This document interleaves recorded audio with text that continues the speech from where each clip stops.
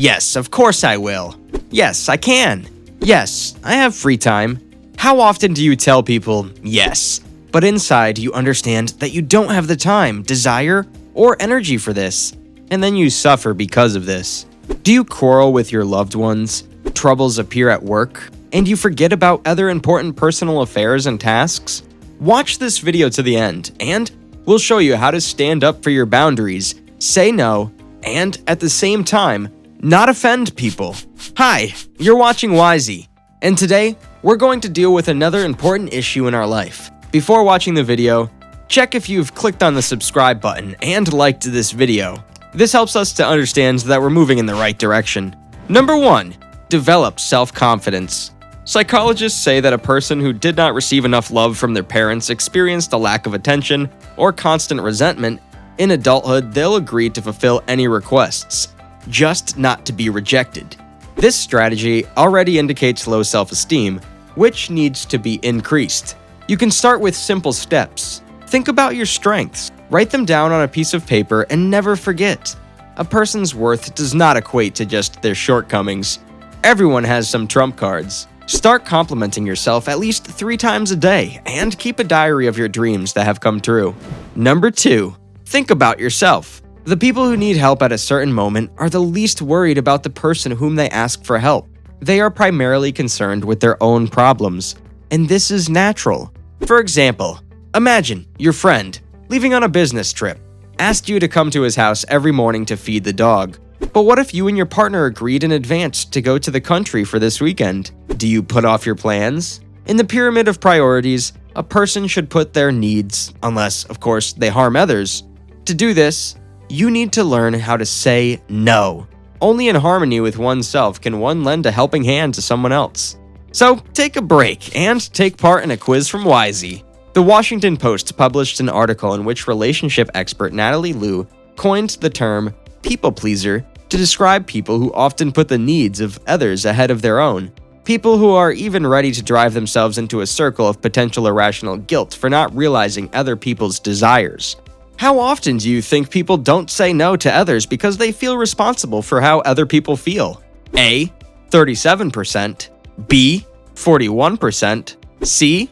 56%, D. 61%.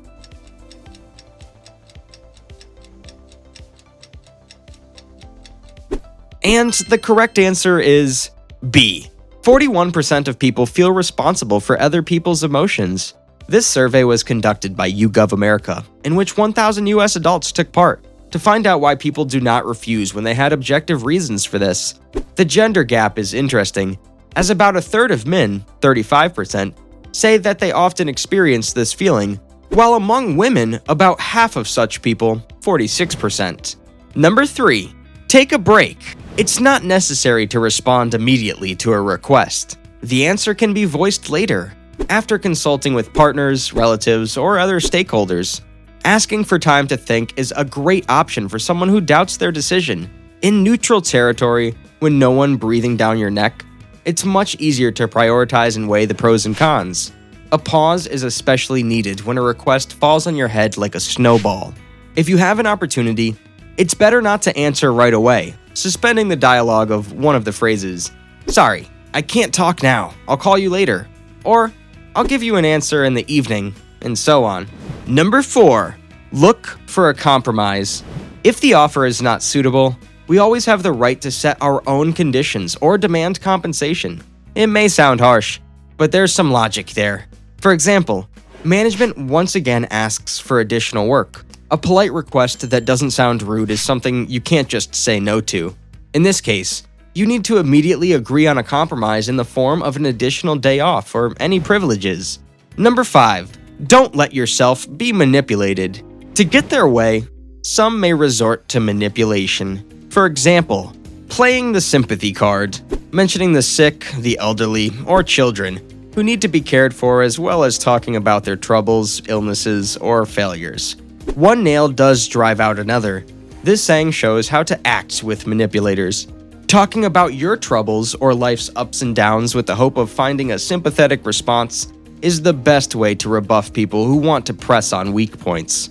And now it's time for an interesting fact from Wisey. Psychologists have long been interested in various human feelings, and guilt among them. Scientists have found that this feeling is often found in people with an increased ability to recognize facial emotions. In a study published in Cognition and Emotion in 2015, Matt Trebye and colleagues surveyed 363 people whose average age is 27, mostly students, about how these people would feel in 11 hypothetical negative scenarios. One of the scenarios described a big mistake on a work project. Among the available answers, the participants chose answers that sounded, "I should have recognized the problem and done a better job," which indicated increased guilt. Another response, "I would feel like I wanted to hide," reported a tendency toward shame rather than guilt among survey participants. After that, the participants were given an online test in which they looked at actors who expressed different emotions on their faces with different intensities.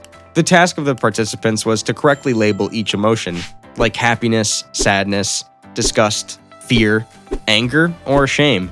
The scientists concluded that guilt-prone people were more likely to cope with the recognition of different emotions compared to people who tended to feel shame, and they were more likely to recognize low-intensity emotions. It's unclear to the end, does being sensitive to other people's emotions motivate to feel more guilty, or does guilt cause a person to pay more attention to other people's emotions? However, it's still quite an interesting finding that supports the theory that people who feel guilty tend to be more psychologically adjusted, avoid antisocial behavior, and have good relationship skills. Number 6. Offer an alternative. Both participants in the conversation understand that the problem needs to be solved one way or another. Moreover, if a person is close to us, we don't want to leave them alone with difficulties, but helping them to the detriment of ourselves is also not an option.